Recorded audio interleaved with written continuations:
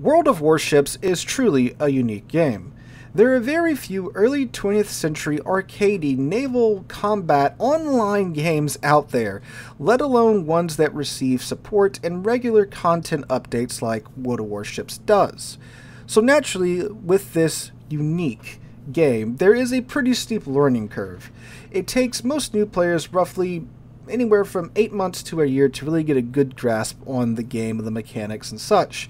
And trying to master multiple classes will probably take you a year or two to, again, get to that point to where you really know what you are doing, coming from, again, a completely fresh perspective. So naturally, a question that gets asked quite a lot is, well, how do I improve at the game, and how do I become better at World of Warships? Well, hopefully, with what we'll be going over in this video, especially if you didn't know what we'll be covering beforehand, you should instantly become a better player. So, what are we talking about in today's video? Well, World of Warships is often described as a simple vehicular combat game, especially by players that are coming from like the War Thunder side of things. Same things gets talked about with World of Tanks. And while I cannot attest to World of Tanks, I can say that World of Warships is a lot of things. Simple is not one of them. So if you take a little peruse of your port, pick your favorite ship right now, and I want you to go to the information tabs on the right hand side by your ship's various stats. Hit those drop down menus for me, will ya? As you'll see, some information does drop down, especially with your guns. You know, this is a naval combat game, early 20th century naval combat game. Naval gunnery is king, right? And for things that you are utilizing to do most of your damage in game, there really isn't a whole lot of information here. Now you might be saying, well, Sealord, there's a lot of information here. We have the alpha rating of the shells. For the HE shells, we have the penetration capabilities and the fire chance, and yeah, that's all good and such, but that is barely the surface of the characteristics of your main battery guns, dear viewer. That is about the bare minimum bit of information you need in order to, well, do decently well with your ship. Would you like to see all of the figures that go into your guns? Brace yourselves.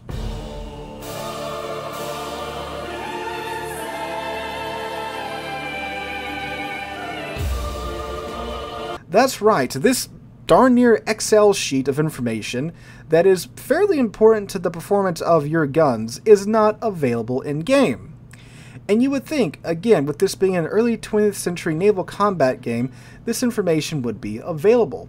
But it's not available in-game. You often have to go to third-party websites like ShipTool. It's about the best one out there right now. Link to this will be in the description down below to get all of this information. And again, this is just talking about the main battery guns. So things that are kept hidden from you are things like your shell weight, your air drag coefficient, your crup, your penetration, your overmatch, your ricochet angles, your threshold, your fuse time. All of these things are pretty important for you to know if you really, again, are trying to get, you know, to your best with the game. Why is this information not in game? I don't know. I'm guessing wargaming, because again, a fair amount of their player base are players that do like a simple game, you know, one that's pretty easy to pick up, play a couple of rounds with, and then log off for the day. And I can see if you get presented with this, again, Excel spreadsheets worth of data, that might drive some players away. But it's stuff that you do need to know if you, again, are trying to become better at the game. So I'm, of course, going to be talking mainly from a Battleship player perspective because I am a filthy Battleship main, right? So when talking about battleships, especially, you know, with battleships, right, guns are pretty important. So bits of information that you need to be paying attention to when looking at these bits of information on third-party websites like ShipTools are things like your AP shells, of course. So you need to know a couple of things when it comes to AP shells and battleships. First thing is your overmatch capability. Overmatch is the ability for your shells to simply ignore armor. So, for example, a very common example is the Yamato. The Yamato's guns are of a 460mm caliber. That's how, you know, round they are. And with that 460mm shell, they can overmatch 32mm of armor. You see, 32 millimeters of armor is the last major armor threshold in the game. And that is the armor that's usually covering the bow and sterns of most ships at that tier. And since the Yami shells can overmatch that threshold, they don't care about the ricochets at all. Like they just ignore the ricochet angles because they can just go straight through that armor. Now, in game, you wouldn't know this because that is, well, not present in game. You will not find an overmatch category anywhere in your ship stats in game. You have to go to third-party websites in order to find that out, or hopefully you heard it via word of mouth. But what you usually don't hear too much about, because usually with the Yami, that's where it's talked about a lot, there's plenty of other battleships in this game that can overmatch the common armor thresholds at their tiers. Typically, tier 7, tier 6 battleships, if you have 16-inch guns, you can overmatch the common armor threshold at those tiers, because 16-inch guns can overmatch 68 millimeters of armor.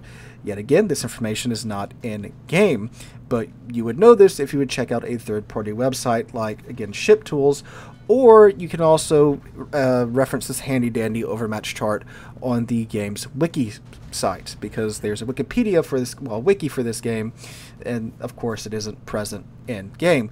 So that's one example of some information you, again, would know if you would check out a third-party website, but it's not present in game. However, of course, that is something that does get talked about quite a lot when battleships are brought up, so you could possibly hear about that.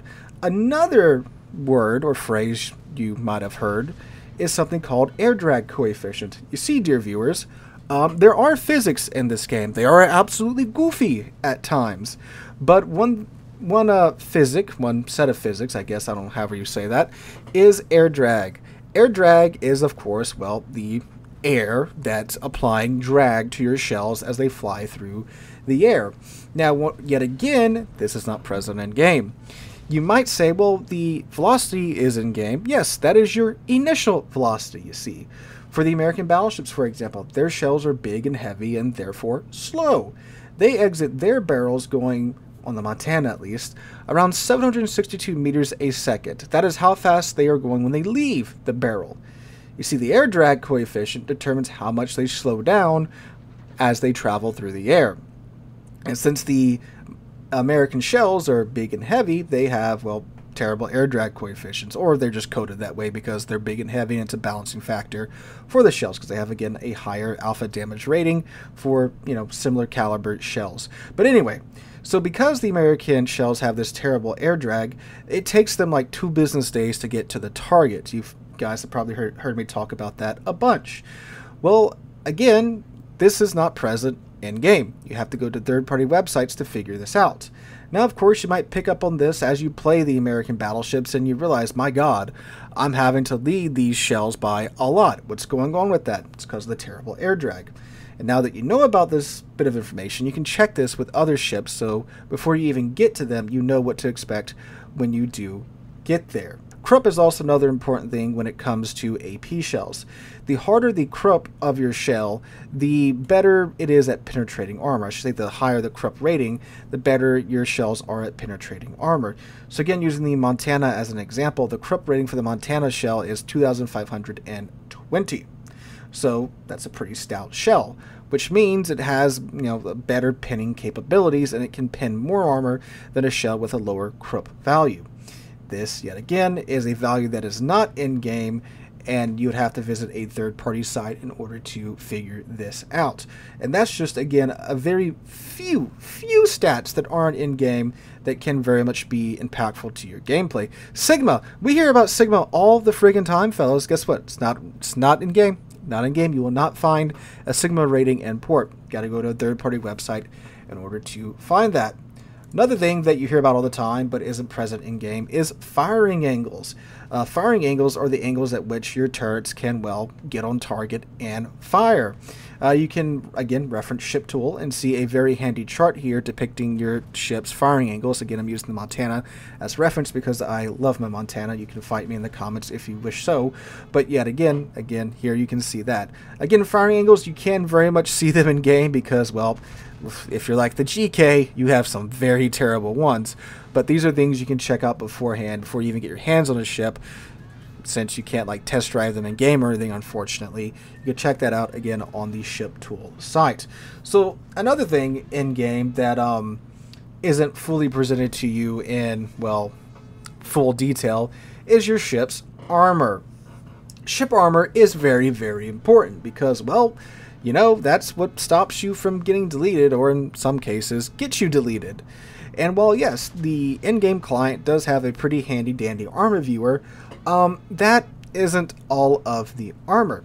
You see, if you take a look at the Florida in-game, the Tier 7 American battleship, we can see that it has thin bow and stern armor, which means that it can, of course, get overmatched by quite a few same-tier battleships because of that thin armor. However, what the in-game armor model does not tell you is that Florida has a secret tool. You see, its stern has a secret armored box in front of the Citadel. So, if you can present your stern to the enemy team, yes, they'll pin your stern, but they probably won't Citadel you because the shells won't make it through that armored box. Why is that not represented in game? I don't know. It's internal armor, and there is not a tab in game for internal armor, you see. At least not this internal armor. You know what also has these invisible boxes? Slava. That's right. Slava, the Tier 10 Soviet bias ship with its railgun 16-inch guns and its thinner, again, bow and stern armor, has these invisible boxes as well. So that's a handy bit of information to know if you're playing these ships. And this information is yet again not available in game. And these are just a handful of examples, fellas. You see, knowledge is very much key in this game. And if you just go off of the in-game presented information, you're missing out on a whole hell of a lot. And while, yes, the in-game information is enough to certainly get you by, if you want to know the ins and outs of your ship, which is really what you do need to know in order to improve at this game, you really have to know your ship and know how to play it, know its capabilities in order to, you know, reach the maximum of those capabilities. But unfortunately, again, a lot of this information is simply not present in game. So you have to go to these third-party sites in order to access all of this information. Ship Tool is a free site. You don't have to pay any subscriptions or sign up for even an account to access it, and you can view every single ship in game, and even some of the test ships in game.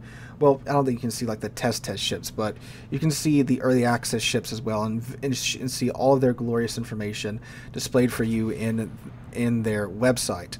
So using this, again, you can see the literal ins and outs of your ship and all their stats and all their glorious detail, and then you can take that knowledge and apply it to the ship in game and apply it to your playstyle in game.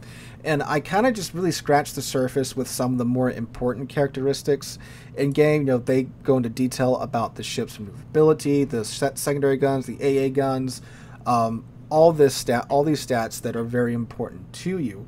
And again, they have all these stats for every single ship that's available in game. So knowledge is key. Knowledge is power. I'll link to these websites in the description down below. Go attain knowledge and become a much better player in game for it.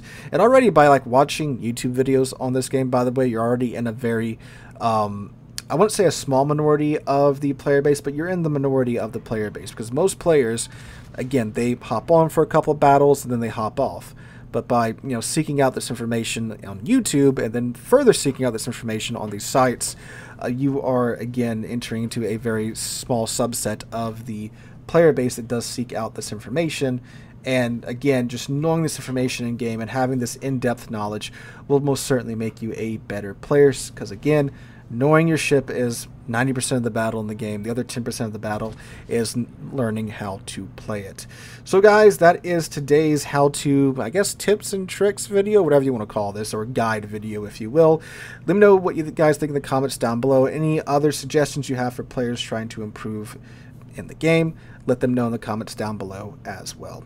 Hope you guys have a wonderful Saturday, wonderful weekend. Hope to catch you guys in the next one.